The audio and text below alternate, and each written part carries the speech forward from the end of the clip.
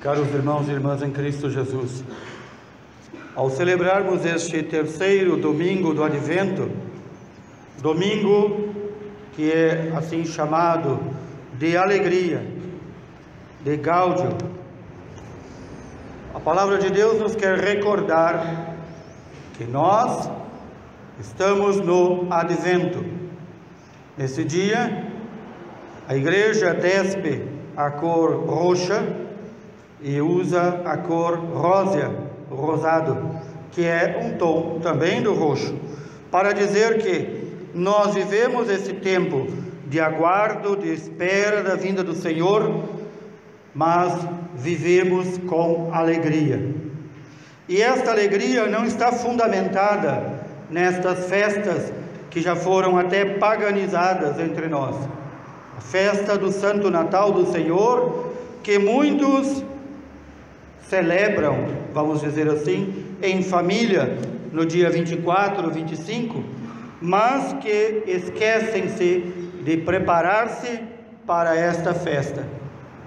Pensam ainda em, talvez em casa, cantar o Noite Feliz, de soltar fogos, de ter mesa farta.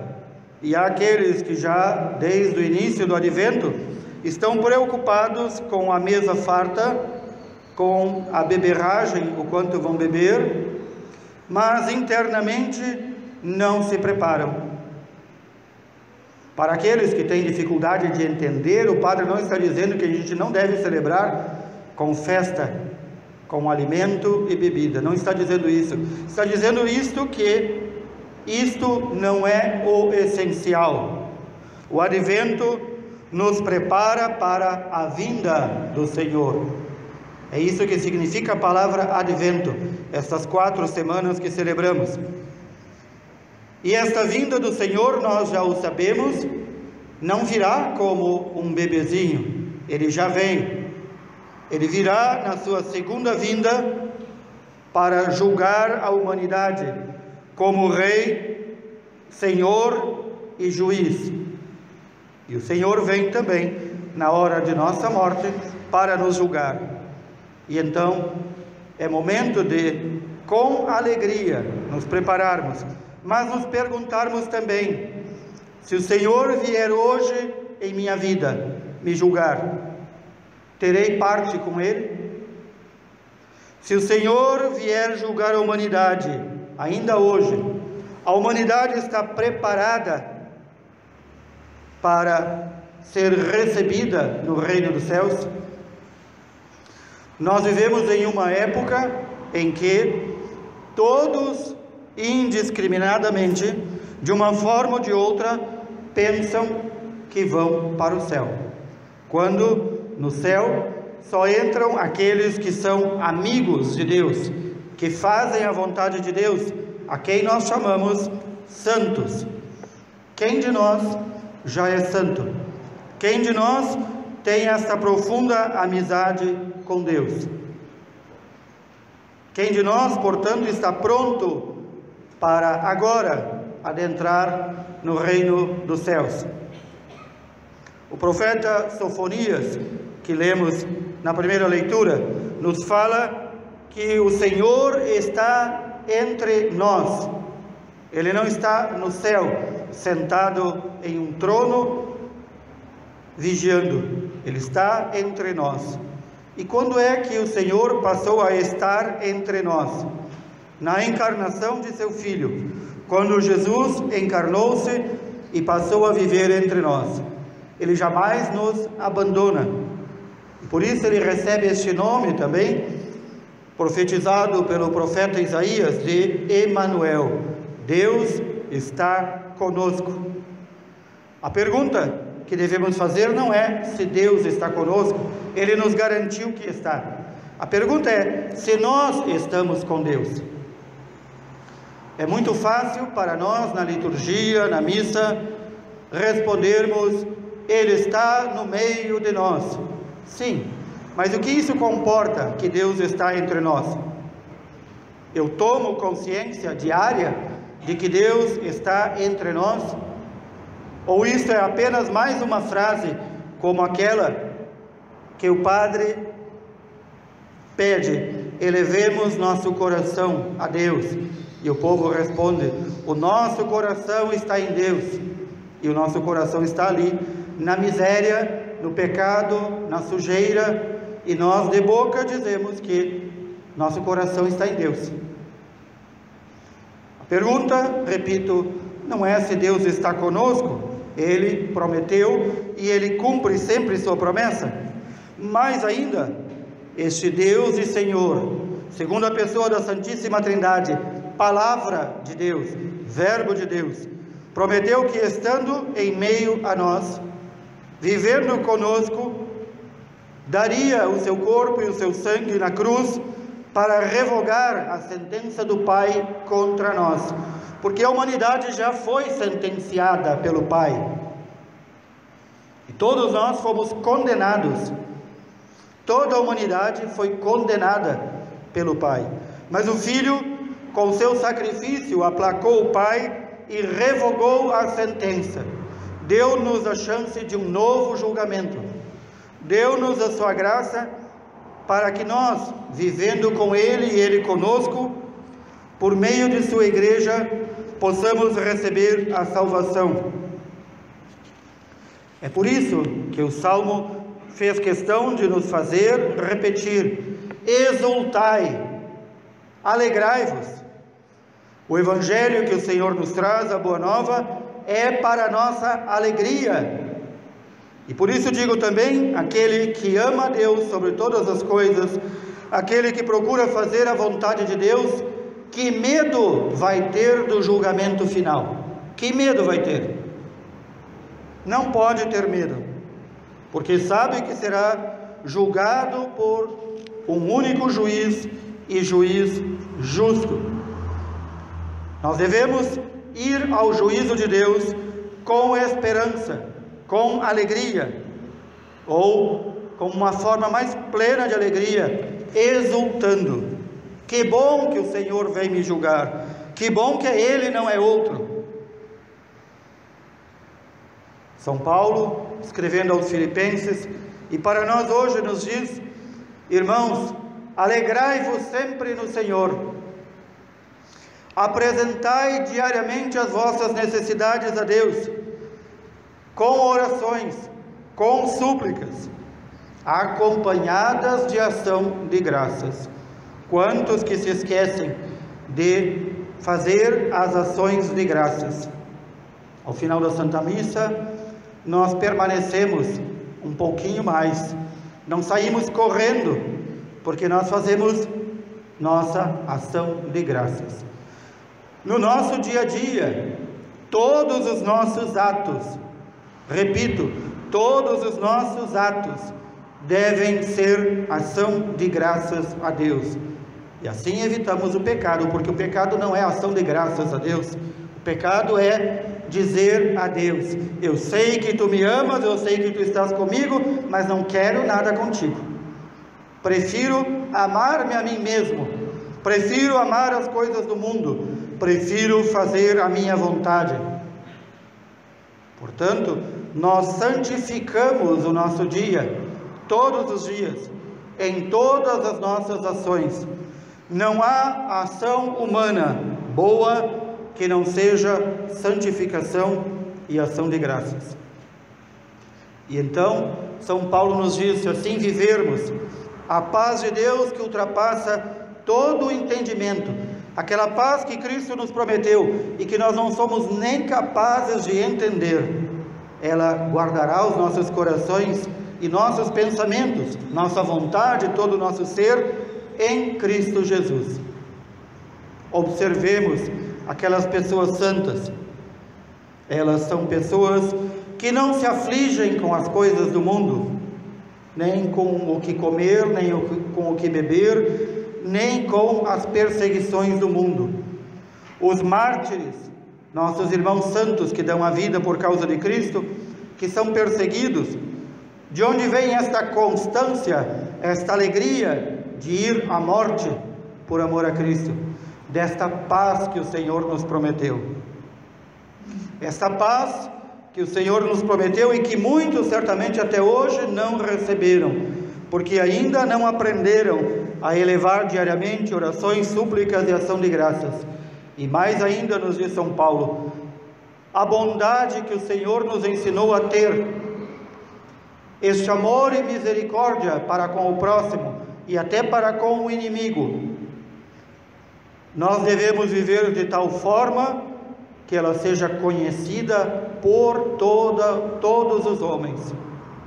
É assim que o Evangelho se propaga, é assim que o Evangelho cresce e Jesus chega em todo o mundo. E a igreja, sua esposa, chega em toda parte. É quando os cristãos realmente vivem sendo pessoas boas. Atenção, o mundo hoje nos ensina que ser pessoas boas é participar de campanhas, participar como um bom cidadão, participar em projetos políticos, em projetos de tantas formas. Não é esta a bondade que o Senhor nos pede. Não é aquela bondade que muitos dizem assim: eu não faço mal para ninguém e sempre ajudo quando me pedem. Não é isso. Quem não faz o mal para ninguém, também não faz o mal para alguém. É como uma mesa, uma cadeira, um móvel. Ou, como digo também, como uma barata. Barata não faz mal para ninguém, ela vem comer a sujeira da casa daquele que não limpa a sua casa. Nós não fomos chamados a ser baratas, nem mesas, nem cadeiras. Nós fomos chamados a dar glória a Deus e manifestar o seu amor e a sua misericórdia ao mundo, para que o mundo creia vendo o nosso testemunho. O Santo Evangelho nos fala, como no domingo passado, da figura de João. João, que foi enviado para preparar o povo para a vinda do Senhor. Ainda ontem, nas leituras da Santa Missa, podemos ver a figura de João e a figura do profeta Elias. Tanto o profeta Elias quanto o grande profeta João, o Batista, não vieram ao mundo para dizer aquilo que o mundo gosta de ouvir. Eram homens que foram perseguidos, torturados, humilhados. João chegou a sofrer o martírio por pregar a verdade. E ainda ontem, nas missas que celebrei, disse: aquele que prega a verdade de Deus, é perseguido pelo mundo. Aquele que prega meias verdades ou falsas verdades é incensado, adorado, louvado, lambido pelo povo. Por quê? Porque vivemos numa era cada vez mais de infantilidade. Mas o Evangelho nos pede que preguemos a verdade. Isto está errado e, portanto, deve mudar. Deve ser a pregação constante daqueles que pregam. E não o passar a mão na cabeça e dizer: é o meu jeito, é o teu jeito. Não. João veio pregar e viram o testemunho dele, e viram a sua sinceridade que brota na vida de um verdadeiro homem de Deus. E cada um, como ouvimos no Evangelho, foi perguntar. Os cobradores de impostos, que cobravam a mais, a eles João diz: façam o seu trabalho sem prejudicar ninguém. Os soldados, que nos tempos antigos muitas vezes denunciavam falsamente pessoas. E por que faziam isso? Porque ao chegar essa pessoa falsamente denunciada no tribunal, aquilo que ela devia pagar ao tribunal ia uma parte para o denunciante. Então João diz: não hajam assim, não deem falso testemunho, fiquem satisfeitos com o vosso salário, não façam falsas acusações. Cada um se perguntava, daqueles que queriam conversão: o que devo fazer para mudar de vida? E João ia lhes dizendo: aqueles que não queriam mudar de vida, perseguiam e massacravam João. Quantas vezes ele teve que chamar até a atenção dos sacerdotes na sua época, com as mesmas palavras que Jesus depois vai usar: sepulcros caiados, aqueles túmulos bem pintadinhos por fora, mas cheios de imundície por dentro. Quantas vezes João teve que usar também essas palavras que Jesus vai usar: raça de víboras. Se João estivesse entre nós, assim num diálogo pessoal com cada um de nós, o que ele diria? Do que ele nos acusaria? João veio acusar o mundo de seus pecados e veio preparar este povo, este pequeno grupo do povo que se converteu, para então conhecer Jesus e segui-lo. E quando muitos achavam que João fosse o Messias prometido, aquele que viria para purificar o povo e levá-lo à salvação, João diz: não sou eu, não sou eu. Eu sou apenas aquele que foi enviado à frente dele para preparar o povo. Ele, aquele que virá, Cristo, o Messias, eu não sou digno de desamarrar as correias de suas sandálias. João aqui se coloca abaixo do mais baixo escravo.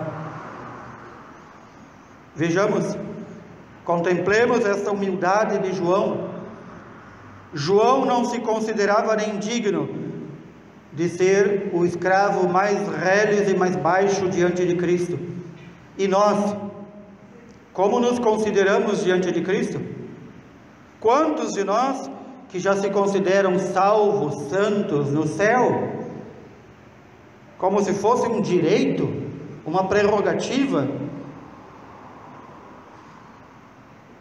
João nos diz que Jesus virá para recolher o trigo, e então, ao recolher o trigo no celeiro, vai queimar a palha não é trigo, vai queimar no fogo que não se apaga, o inferno. Nós devemos nos perguntar, portanto, somos trigo ou somos palha? Cuidado, basta observar a nossa vida. Aqueles que hoje rezam muito e amanhã não rezam nada, podem saber, são palha. A palha é assim, ela pega fogo no instante e depois se apaga. Lutemos, caríssimos irmãos e irmãs, com a graça de Deus, para quando o Senhor vier nos recolher, sejamos trigo, trigo que alimenta, trigo que dá frutos, e não palha, trigo que será presente na vida eterna, e não palha que queimará eternamente na morte eterna. Assim como João nos preparou e preparou aquele povo para a vinda de Jesus, cuidemos de nos prepararmos. Façamos uma grande revisão de nossa vida. Atenção, com alegria, com esperança. É isso que hoje celebramos. Revisão de vida que deve nos levar a termos dor dos nossos pecados, a pedirmos perdão a Deus, a mudarmos de vida. É isso que significa esse tempo de conversão. Mas alegria, porque sabemos que aqueles que se convertem, aqueles que mudam de vida, já têm a garantia da vida eterna. E então é uma luta diária, não é num dia e amanhã não, é todos os dias, lutar com a ajuda da graça de Deus. E portanto, neste domingo de alegria, de felicidade, de esperança, mais ainda devemos pedir a graça da nossa conversão diária e agirmos, fazermos por onde, colaborarmos com a graça de Deus. O santo é aquele que, consciente da sua fraqueza e do seu pecado, luta diariamente para se tornar melhor diante dos olhos de Deus. Que assim o Senhor nos ajude. Louvado seja nosso Senhor Jesus Cristo.